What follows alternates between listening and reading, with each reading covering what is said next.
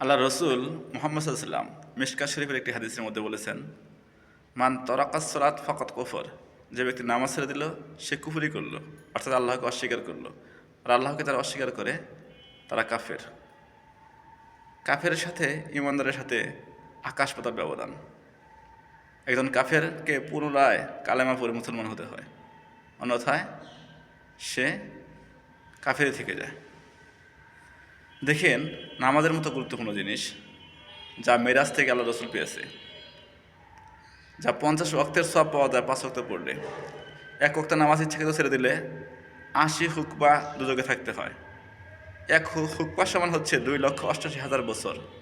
ধরলাম দুনিয়ার একদিনের সময়ই আখিরাতে থাকতে হলো জাহান্নামে। দুনিয়ার একদিন কি কম সময়? আখিরাতের একদিন দুনিয়ার 1000 দিনের সমান। তাহলে চিন্তা করে দেখুন আমাদের দাম কত বেশি। এই নামাজের পুরস্কার হচ্ছে জান্নাত। যে ব্যক্তি নামাজ পড়বো আল্লাহর জন্য, যে ব্যক্তি কাউকে দেখানোর জন্য নামাজ পড়ে না, তার নামাজ যদি কবুল হয়ে যায়, এই নামাজই তাকে জান্নাতে নিয়ে যেতে পারবে। কেননা আল্লাহ রসুল বলেছেন, মিফতাহুল জান্নাতের সরাত, নামাজ হচ্ছে জান্নাতের চাবি। যার কাছে চাবি আছে সে তো তালা খুলতে পারবে, এটাই স্বাভাবিক। প্রত্যেকটা ঘরে 100% নামাজে থাকতো। যদি প্রত্যেকটা পিতামাতা বলতো যে সন্তানগুলা নামাজ পড়বে না তাদেরকে আমাদের সম্পদের ওয়ারিশ দেব না।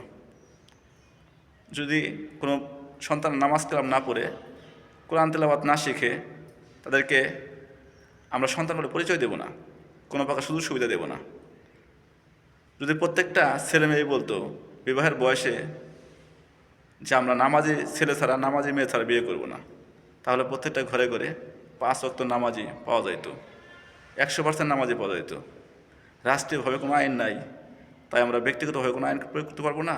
আমরা প্রত্যেকেই তো কোনো না কোনো পরিবারের দায়িত্বশীল। আমাদের পিতামাতা অবশ্যই আমাদেরকে ওই শিক্ষাই দেয় যে শিক্ষা আল্লাহ এবং আল্লাহ রসুল দিয়েছে, কিন্তু কঠোর হয় না। কঠোর না হওয়ার কারণে পিতামাতাকেও জাহান্নামে যেতে হবে, আর ওই সন্তানগুলোকেও জাহান্নামে যেতে হবে।